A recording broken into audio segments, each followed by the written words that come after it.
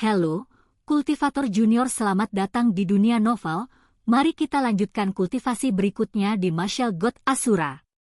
Bab 6604, tekad yang tak goyah untuk membunuh. Meskipun Chu Feng telah mengeluarkan deklarasi perang terhadap Istana Suci Tujuh Alam, namun kenyataannya, Chu Feng belum mengambil tindakan apapun.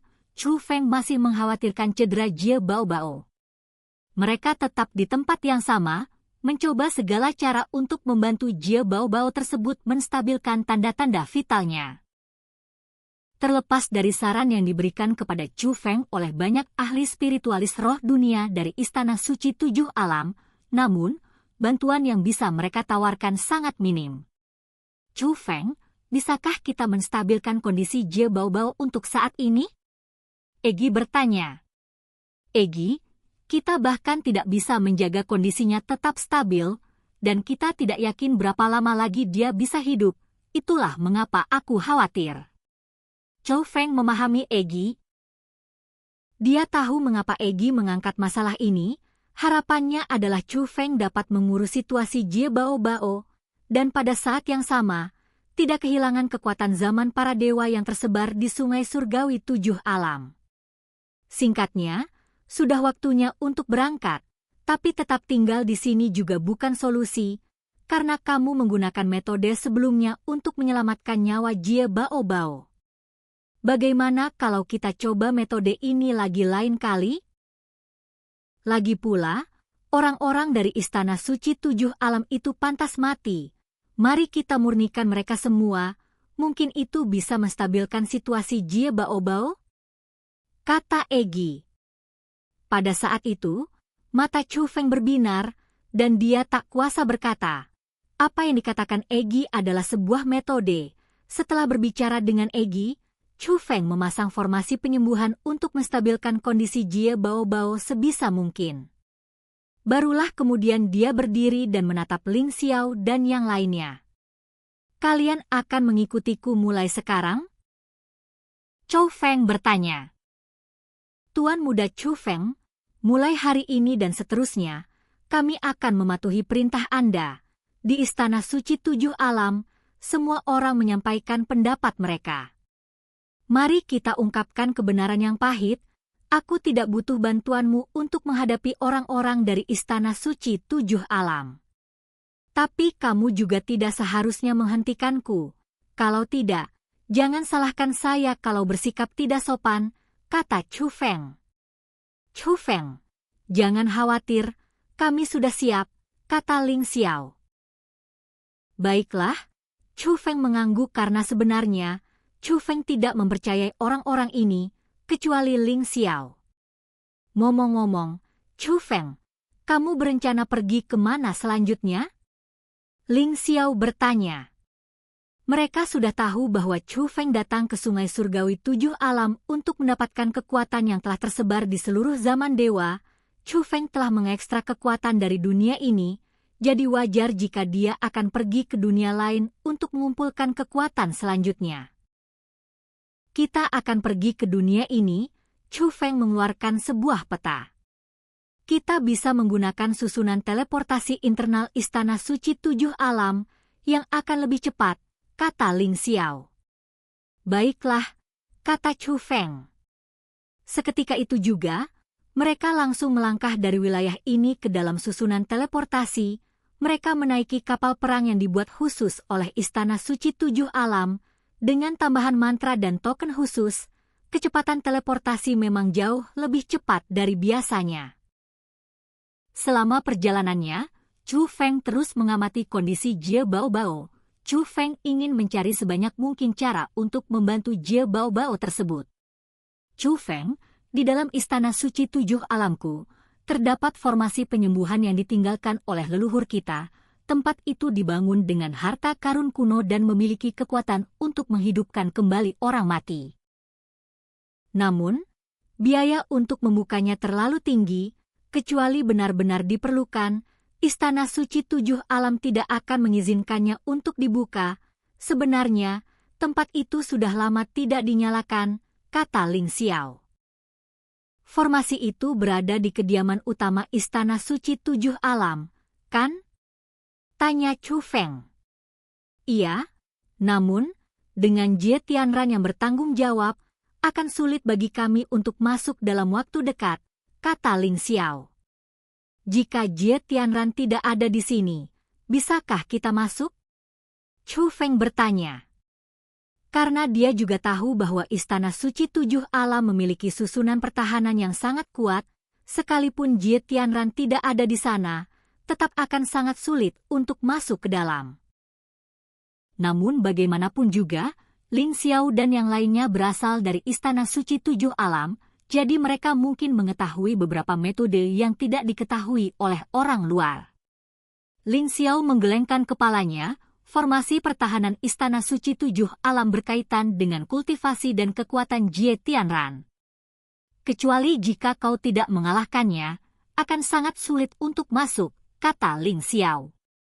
Aku akan mengalahkannya, kata Chu Feng. Setelah perjalanan panjang, Chu Feng dan yang lainnya akan segera tiba di tujuan mereka. Namun, Ling Xiao dan yang lainnya tahu bahwa Chu Feng akan membantai orang-orang di Istana Suci Tujuh Alam. Mereka tidak meninggalkan kapal perang itu, mereka tidak akan menghentikan Chu Feng. Tetapi pada akhirnya mereka tidak tega melihat orang-orang dari Istana Suci Tujuh Alam mati. Jadi, hanya Chu Feng dan Xiao Yu'er yang tersisa. Mereka pergi keluar. Chu Feng. Reaksi pertama semua orang di Istana Suci Tujuh Alam ketika melihat Chu Feng dan Xiao Yu'er adalah kengerian.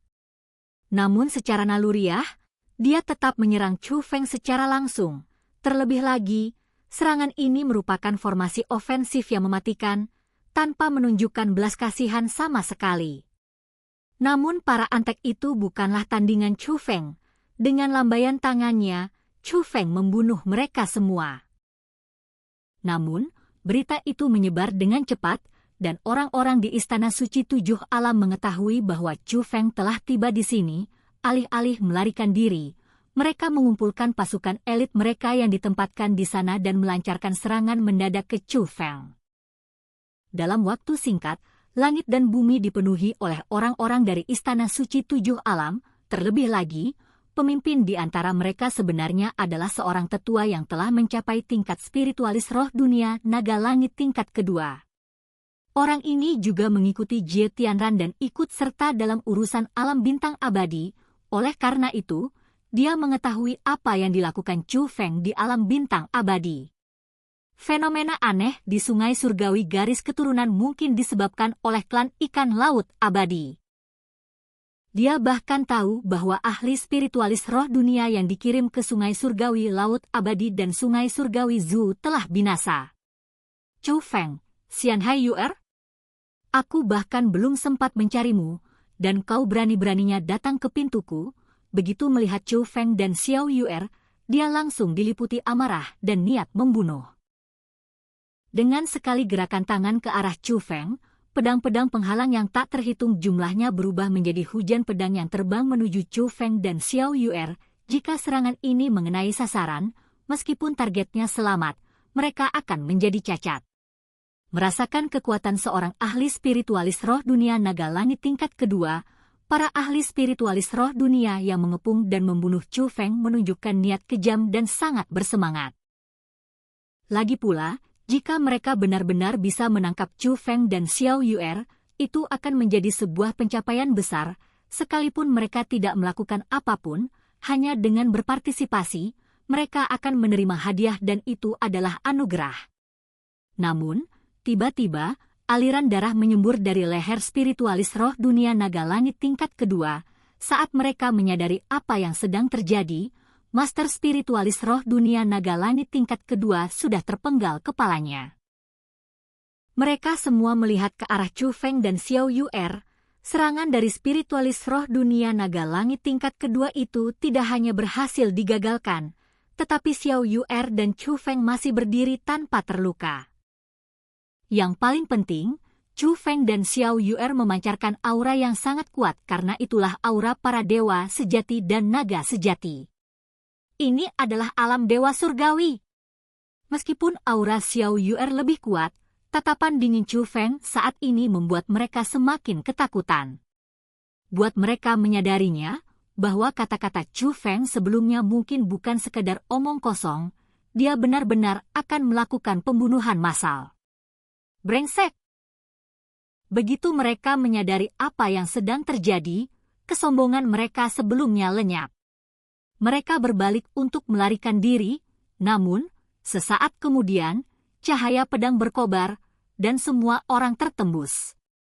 Bersamaan dengan hujan darah yang turun dari langit, tampak pula tubuh-tubuh orang yang terluka dan jeritan kesakitan mereka, namun pada saat yang sama, mereka juga merasa bingung. Chu Feng bisa saja membunuh mereka secara langsung, lalu mengapa mereka masih hidup? Apakah Chu Feng yang menunjukkan belas kasihan? Atau apakah Anda ingin menyiksa mereka? Berdengung, tepat saat itu, cahaya menyilaukan muncul. Setelah diperhatikan lebih dekat, semua orang menjadi pucat pasi karena ketakutan. Sebagai spiritualis roh dunia, mereka langsung mengenalinya sebagai sebuah formasi, karena itu adalah formasi pemurnian. Mereka akhirnya mengerti mengapa Chu Feng tidak membunuh mereka secara langsung. Ternyata mereka akan dimurnikan sampai mati saat masih hidup. Chu Feng, ampuni aku, kumohon ampuni aku. Kami tidak ingin menjadi musuhmu. Kami hanya mengikuti perintah. Kami dipaksa berada dalam situasi ini. Chu Feng, kami juga punya keluarga, dan kami hanya berusaha mencari nafkah. Tolong beri kami kesempatan. Kerumunan itu mulai memohon belas kasihan. Namun Chu Feng tampaknya tidak mendengar mereka dan melemparkan mereka semua ke dalam susunan pemurnian. Teriakan mereka semakin lama semakin memilukan, namun Chu Feng tetap tanpa ekspresi. Bahkan setelah tiba di sini, dia belum mengucapkan sepatah kata pun. Tekadnya untuk membunuh tak tergoyahkan. Kultivasi kita berakhir saat ini, sampai jumpa kultivasi berikutnya di dunia novel.